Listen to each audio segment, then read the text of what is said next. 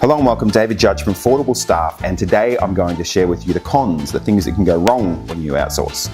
Now, I've also made another video where I share the pros, the good things, which I'll link in the description of this video below.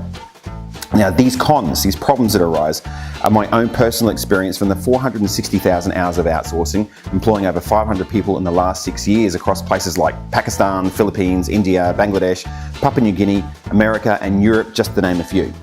So let's delve down deep and share some of the areas you may or may not have thought of and how you can overcome these cons, these issues that occur. Okay, so the first con that arises is what if they steal my intellectual property, my information, or my client's information, which is the worst thing that could potentially happen. Now, concerns with security and loss of IP are very serious and can be a real problem if they're not addressed properly. Now, in reality, this is an issue when you employ people locally or you outsource overseas, and in many ways, when you employ people offshore and you set it up properly, you actually have more measures in place than employing a person locally in your own country. So first of all, if you're outsourcing, you need to make sure your team are signing legally binding non-disclosure agreements, meaning they can be prosecuted legally if we were to ever discover the theft of any knowledge, property, or unauthorized contacting of clients. Now, there is a trick to this, and whether or not the NDA that you have set up in place that your offshore staff are signing is actually legally binding. Now, as we primarily employ offshore staff in the Philippines, we've put in place the right measures to ensure we have this set up the right way. So you need to make sure that if you're working with a company overseas that you're asking them how they're doing that, how they're protecting your data. Now also, you should also have a fairly specific recruitment process that checks key attributes of a potential staff member, including their work history, and their psychological profile to identify any potential issues that could happen at the beginning. Now, whilst we've never had any issues with people stealing data, etc., we understand the importance of establishing a secure foundation and approach security with a focus of prevention. Okay, number 2, power and internet. Now, if you have your staff working from home, then you should invest in a backup generator that is connected to a main switch.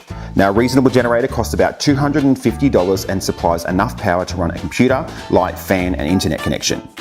Now, for internet, this is a different issue because some areas just have bad internet, and it's one of several reasons we leased and moved to a professional office. Now, our staff were all originally working from home a few years ago, and it just wasn't reliable enough for us to run as a real business. Now, in my opinion, if you're working with offshore staff, then this is always the best option, as you not only have a professional work environment, you also have the stability of a leased internet connection, yeah? Now, whilst we still also have occasional issues with power, we also have a commercial generator and backup power supplies to prevent any disruption to work. Okay, that's number 2. Number 3, is my outsourcer doing the right job? Now, it's very common for people that outsource to have difficulty in understanding if their offshore staff are actually doing the job. Now, we've put a few measures in place, including time and task tracking, random computer screenshots, and having supervisors that we place to communicate with Australian account managers to act as that bridge.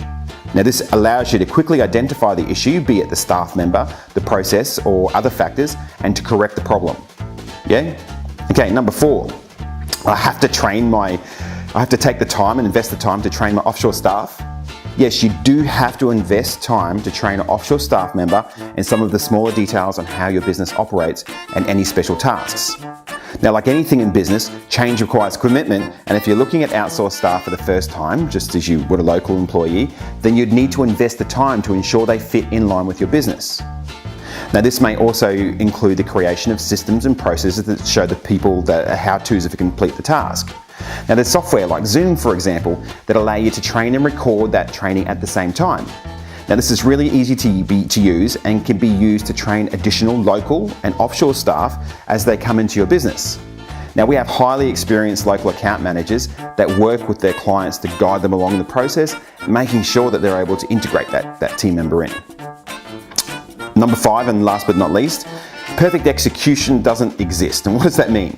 Now, this means you may come across teething issues and you may need to adjust components of your business model. You may think you may need to make those adjustments before the outsourcing process, but in reality, if you're considering outsourcing for your business, then it's like any new change. It's important to acknowledge that it may take time for a person to integrate into your business, and rather than waiting for all your systems and everything to be perfect, you just need to make that plunge and utilize the outsourced team member to help you implement that change. Because that outsourced team member will help you and guide you along with the Australian account managers, for example. Okay, so that's it. Those are the main cons that have been coming up when working with clients, as well as my own personal experience when I'm working with outsourced team members. Make sure that you go and also check out the pro video where I cover the good points around outsourcing. This is David Judge from Affordable Staff, showing Australian businesses how to succeed with outsourcing.